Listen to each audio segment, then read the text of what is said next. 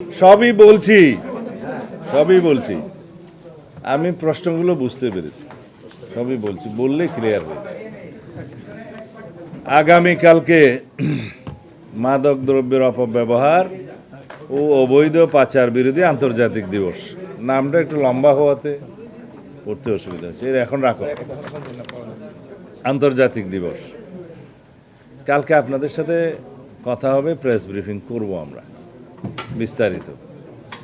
আজকের জন্য সুসংবাদ হচ্ছে এই মাদক নিয়ন্ত্রণ আইনটা যেটা বিদ্যমান আছে, এই আইন দিয়ে মাদকের বিরুদ্ধে ফাইট করা যাচ্ছে না। মাদক দ্রব্য নিয়ন্ত্রণ অধিদপ্তরের কর্মকর্তাদের, ইন্সপেক্টরদের সক্ষমতা বাড়ানো যাচ্ছে না। আপনারা হয়তো জানেন, মাদক দ্রব্যের ব্যবসায়ী, চোরা কারবারি যারা করে তাদের সশস্ত্র গ্রুপ আছে, কিন্তু আমাদের মাদকদ্রব্য নিয়ন্ত্রণ অধিদপ্তরের কর্মকর্তাদের যারা ইন্সপেক্টর, যারা অপারেশন করতে যায়, অভিযান চালায়, তাদের কাছে কোনো অস্ত্র নাই। এটা অনেকটা ঢাল নাই, তলোয়ার নাই, নিধিরাম সর্দারের মতো। তারপরে সাফিসিয়েন্ট ল্যাবরেটরি নাই মাদকদ্রব্য নিয়ন্ত্রণের। মাদকদ্রব্য ধরা পড়ার পরে যে একটা আইনি ব্যবস্থা থাকে, এটা মাদক কিনা টেস্ট করার জন্য কী পর্যায়ের, কয়েকটি ল্যাবরেটরি আছে। এরপরে যে দুর্বলতা, তা হচ্ছে মামলা পরিচালনার ক্ষেত্রে।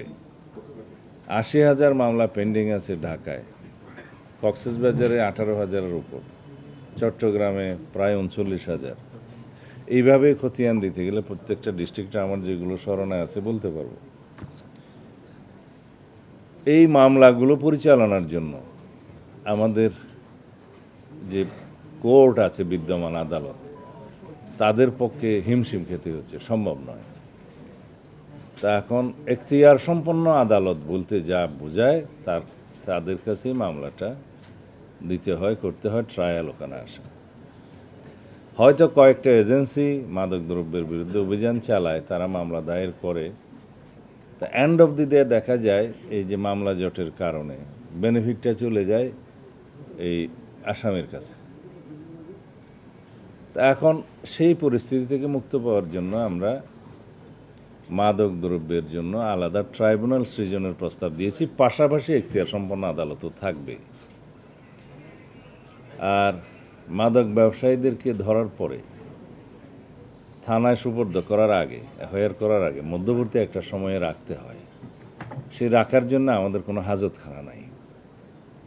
আমরা মাদক দ্রব্য নিয়ন্ত্রণ অধিদপ্তর কোনো রেগুলার থানা না, হাজতখানার ব্যবস্থা রাখা হচ্ছে, ট্রান্সপোর্টেশনের ব্যবস্থা রাখা হচ্ছে, ডগ স্কোয়াডের ব্যবস্থা রাখা হচ্ছে, অত্যাধুনিক অস্ত্র দেয়া হবে।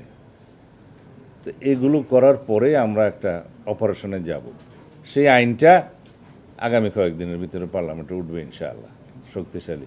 আপাতত এই সুসংবাদটা দিয়ে আমি যাই। এই বিদ্যমান আইনেই সংশোধন, মাদকদ্রব্য নিয়ন্ত্রণ আইন সংশোধন হবে, আপডেট করা হবে। কয়েকদিন আগে আপনারা দেখছেন জুয়ার উপর একটা মডার্ন আইন উত্থাপন করেছি, সেটাও আগামীতে ইনশাআল্লাহ পাশ হবে কয়েকদিনের মধ্যে।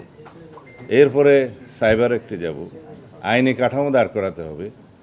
তারপরে আরেকটা সংস্থার বাহিনীর মডার্নাইজেশন হবে, আইনি সংস্কার হবে। ওখানে আমি নাম এখন বলবো না, সেখানে ট্রান্সপারেন্সি আসবে, অ্যাকাউন্টেবিলিটি আসবে। আইনি ভিত্তি শক্ত না থাকলে এগুলোর বিরুদ্ধে ফাইট করা যাবে না। আগে নড়বড়ে আইনি ভিত্তি ছিল, আমি কারো সমালোচনা করব না। রাষ্ট্র এত দুর্বল আইনের ভিত্তিতে চলতে পারে না। অপরাধীরা সংগঠিত, এবং আধুনিক যুগে বিভিন্ন প্রযুক্তির মাধ্যমে অপরাধ সংগঠিত হচ্ছে। এই যে মাদকদ্রব্য অনলাইনে বেচা কেনা হচ্ছে, মাদকদ্রব্যের বেচা কেনার ব্যবসার টাকা অবৈধ পথে পাচার হচ্ছে, মানি লন্ডারিং হচ্ছে, এবং অবৈধ সম্পদ অর্জিত হচ্ছে। এগুলো ওখানে অ্যাড্রেস করতে হবে। মানি লন্ডারিং একটা আসবে, সাইবার একটা আসবে, বিভিন্ন আইন, এগুলো সম্পর্কিত পরস্পর। তো এগুলো শক্তভাবে আইনি কাঠামোগুলো দাঁড় করানোর পরে তারপরে আমরা আশা করি সমাজে একটা পরিবর্তন আসবে।